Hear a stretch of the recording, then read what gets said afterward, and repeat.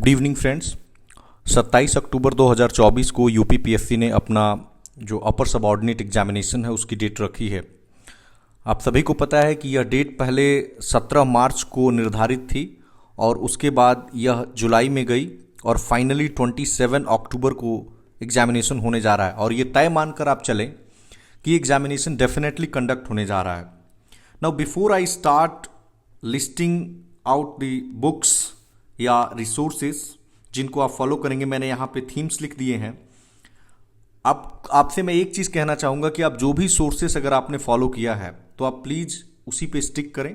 अगर किसी ने इनमें से कोई पर्टिकुलर अगर सब्जेक्ट है जिसको नहीं स्टार्ट किया है या किसी को लगता है कि अगर किसी सब्जेक्ट में स्कोर काफ़ी कम आ रहा है तो आप इनको अप्लाई कर सकते हैं। ठीक है, आप सब्स्टिट्यूट के रूप में ना देखें बल्कि इसको सप्लीमेंट के रूप में देखेंगे। अगर मैं कौन हूं, अगर आप मेरे बारे में जानना चाहते हैं कि यूपीपीएससी पे मैंने इंटरव्यू दे रखा है और 2 बार प्रीलिम्स में 150 प्लस स्कोर किए हैं। हम जीएस पेपर की बात कर रहे हैं, सीसैट का नहीं। तो जीएस पेपर में 150 प्लस 2 बार मैंने स्कोर किए हैं, तो इसके आधार पर मैं अपनी राय रख सकता हूं। आपका जो स्ट्रेटजी है आप उसको फॉलो करें अगर आपको लगता है कि वो आपके लिए वर्क करता है। लेकिन जिनको अगर वर्क नहीं करता है तो आप प्लीज़ इनको फॉलो कर सकते हैं, आपको डेफिनेटली हेल्प मिलेगा। अगर हम बात करें करंट अफेयर्स सेक्शन का, तो यार मैंने तो एक किताब आती है आय दृष्टि करके, तो ये लास्ट में लेकिन देते हैं। इनका एक डिमेरिट है कि ये बिल्कुल एंड में जा करके जब एग्जामिनेशन 20 दिन 25 दिन बचता है तो देते हैं, लेकिन फ़ायदा ये हो जाता है कि सारी चीज़ें कवर हो जाती हैं उसमें। तो इसको आप पढ़ सकते हैं। और देखिए, इस किताब को आप एंड टू एंड बिल्कुल पेज बाय पेज या वर्ड बाय वर्ड ना पढ़ें। इसमें से आप देखिए कि जैसे कई चीज़ों का ना बहुत ज़्यादा एक्सप्लेनेशन दिया होता है, तो उस पर आप बहुत ज़्यादा एक्सप्लेनेशन पे ना जाएं। जो फैक्ट्स हैं, जो काम की चीज़ें हैं, आप उसको निकालें। देखिए 30 से 35 सवाल, कई अराउंड हम 30 मान लेते हैं। ये जो ऐसा सवाल है ना, जो आपको प्रीलिम्स में इन करा सकता है, आउट करा सकता है। ये जो सेक्शंस है, हिस्ट्री, ज्योग्राफी, पॉलिटी, बहुत कम चांस है कि आप लोगों से लीड ले पाएंगे। बट ये वाला जो सेक्शन है ना, ये सबके लिए नया होता है। तो जिसने बहुत अच्छे से किया है वो 30 में से 28 25 प्लस जिसने कर दिया, समझो कि वो इन है। मतलब चांस है, बहुत हाई चांस है कि उनका प्रीलिम्स हो जाएगा, राइट। तो करंट अफेयर्स के लिए आप ये सोर्स फॉलो कर सकते हैं। इसके अलावा अगर आप चाहते हैं कोई बुक, तो आप घटना सार को फॉलो कर सकते हैं। ठीक है, ये भी किताब अच्छी है, लेकिन अगेन मैं कहना चाहता हूं कि आप सेलेक्टिवली इनको फॉलो करेंगे, पूरी बुक पढ़ने की जरूरत नहीं है, राइट। और एक बार पढ़ने से नहीं काम चलेगा, आपको दूसरी बार पढ़ना पड़ेगा और तीसरी बार पढ़ना पड़ेगा। और माइंड में ये क्लैरिटी रखनी है कि याद होनी चाहिए चीज़ें। आप चाहे 3 बार में पढ़ के याद करो या 6 बार में पढ़ के याद करो, you have to memorise things. Okay, now let me talk about history. देखिए, history is divided in 3 sections. पहले हमारे पास आता है एंशिएंट इंडिया। तो एंशिएंट के लिए आप एनसीईआरटी की जो किताब होती है आर एस शर्मा वाली, तो आप इसको फॉलो करेंगे। इसमें आपको बिल्कुल बेसिक से क्लियर हो जाएंगे। इवन हड़प्पा के पहले से क्या ज्योग्राफिकल सेटिंग्स थी, पैलियोलिथिक एज क्या था, वहाँ से आपको जानकारी मिल जाएगी। और सारी, चाहे मौर्यन एज हो, गुप्ता एज हो, सारी चीज़ें यहाँ पे मिल जाएंगी। तो कई बार क्वेश्चन जो लोग बनाते हैं ना, तो ऑथोरिटेटिव सोर्स से बनाते हैं। तो आप पूछेंगे कि क्या इससे सारे क्वेश्चंस बन जाएंगे, तो बिल्कुल नहीं बनेंगे। सारे क्वेश्चंस बन भी सकते हैं, नहीं भी बन सकते हैं। आप दोनों पॉसिबिलिटी लेकर चलेंगे। बट आप बोलेंगे कि क्या इसे छोड़ना चाहिए, तो मेरी समझ से आपको नहीं छोड़ना चाहिए, क्योंकि most of the competitors are reading it and so you have to do that. Okay, now if I talk about medieval India, then एक किताब है सतीश चंद्रा की, आप इसको फॉलो कर सकते हैं। बट इस किताब में मैं आपको बता देता हूं कि इस समय करना और पूरी डिटेल में करना, हो सकता है कि आपके पास टाइम ना बचे। और अभी भी अगर आपको लगता है कि अदर सेक्शंस को आपने ठीक से कर लिया है, तो आप इस किताब को फॉलो करें। वरना आप चाहें तो लूसेंट से भी काम चला सकते हैं। ठीक है, लूसेंट की किताब आप पढ़ सकते हैं, या फिर आप इसको घटना चक्र से काम चला सकते हैं इसका। ठीक है, लेकिन मॉडर्न देखेंगे तो मॉडर्न में जैसे अगर पिछले 1-2 सालों का ट्रेंड देखेंगे, 2-3 सालों का यूपीएससी का, तो यूपीएससी मॉडर्न हिस्ट्री को तो लगभग गायब ही कर दिया है।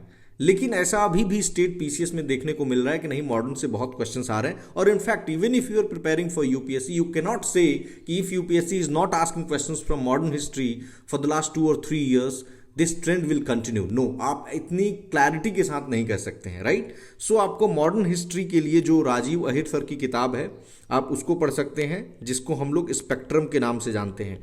ये किताब बहुत मोटी होती जा रही है, बट स्टिल मुझे लगता है मॉडर्न हिस्ट्री पढ़ने का बहुत फ़ायदा है।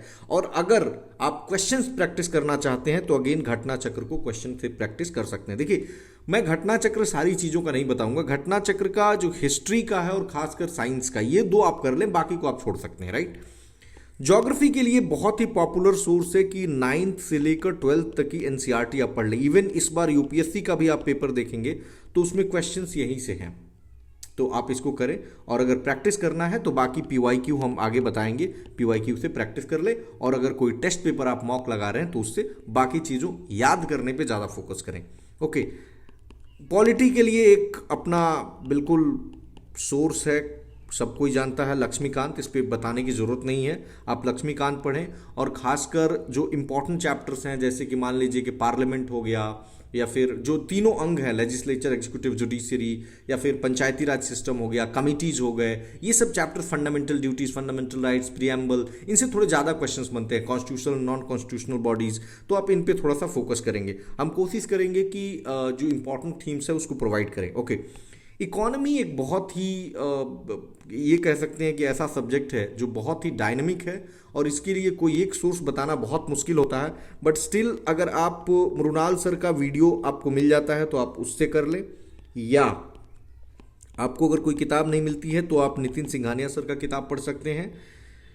इसमें जो फोकस होना चाहिए ना आपका, वो टर्म्स पे और ट्रेंड्स पे होना चाहिए, क्योंकि ये जो बजट और इकोनॉमिक सर्वे होता है ना, ये मैं लिख देता हूं, ये इनमें से यही पूछा जाता है, ठीक है, कि कितना घटा, कितना बढ़ा, क्या continuously tax to GDP ratio बढ़ा है, या क्या टैक्स टू जीडीपी रेशियो पिछले 10 साल में कॉन्टिन्यूसली गिरा है। और एक इकोनॉमी में इंपॉर्टेंट हो जाती है गवर्नमेंट स्कीम्स। गवर्नमेंट स्कीम्स को आप इसी प्लेटफॉर्म पे ISPCS फैक्ट्री पे हम पढ़ाएंगे, तो आप वहाँ से बिल्कुल रिलाई कर सकते हैं, या अगर आप पढ़ना चाहें तो शंकर का, विजन का, या फिर इनसाइट का पढ़ सकते हैं।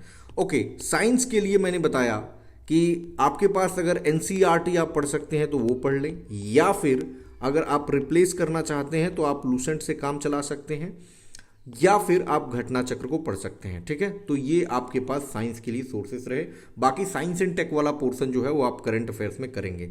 इन्वायरमेंट एंड इकोलॉजी से भी कई बार क्वेश्चन देखने को मिलता है, तो ये आप PMF का किताब या फिर शंकर IAS का किताब देख सकते हैं। ओके, मॉक टेस्ट प्रैक्टिस करना जरूरी है, but before that you have to practice PYQ, previous year question papers. देखो, PYQ कोई भी टीचर जो पेपर सेट कर रहे होते हैं ना, तो उनके मन में होता है कि अब तक क्या फॉलो किया गया और उसमें हम क्या इम्प्रोवाइज कर सकते हैं और फिर कैसा पेपर बनना चाहिए। तो ये एक बिल्कुल आधार है, और सिर्फ क्वेश्चन को नहीं बल्कि आप कहाँ सिली मिस्टेक्स कर रहे हैं तो उनको भी ये बता देता है। तो वो इन चीज़ों के लिए आप प्रैक्टिस कर सकते हो, और मॉक किसी भी कोचिंग का आप प्रैक्टिस कर सकते हैं। दृष्टि का ले लें, ध्येय का ले लें, किसी का भी आप एक किसी कोचिंग का उठाइए और उसको प्रैक्टिस कर लीजिए। उससे क्या होगा ना कि टाइम के ड्यूरेशन में आपको प्रैक्टिस करने में हेल्प मिल जाएगी। बाकी द मोस्ट इंपॉर्टेंट थिंग है वो आपको याद करनी पड़ेंगी चीज़ें। ये थोड़ा सा लग रहा होगा कि क्या हमें रटना पड़ेगा, जी हाँ, ये नेचर ही एग्जामिनेशन का, प्रीलिम्स एग्जामिनेशन का नेचर ऐसा है। इनफैक्ट आपको लगेगा कि मेंस में भी आपको बहुत सारी चीज़ें याद रखनी पड़ती हैं, तो याद करने से आप बच नहीं सकते हैं, बिकॉज ऐसा कॉज एंड इफेक्ट वाला रिलेशन नहीं दिखता है। अगर आप देखेंगे कोई भी, मान लीजिए हिस्ट्री आप पढ़ रहे हैं, तो आपको कॉज एंड इफेक्ट साइंस की तरह नहीं दिखेगा, तो आपको याद करना ही करना पड़ेगा, ठीक है। तो ये चीज़ें हैं, ये बेसिक सोर्सेस हैं जो हमने आपको बताए हैं। और बाकी क्या करना है नेक्स्ट 100 डेज में या नेक्स्ट 115 डेज में, हम इस पर सेपरेटली बात करेंगे। Thank you very much for listening.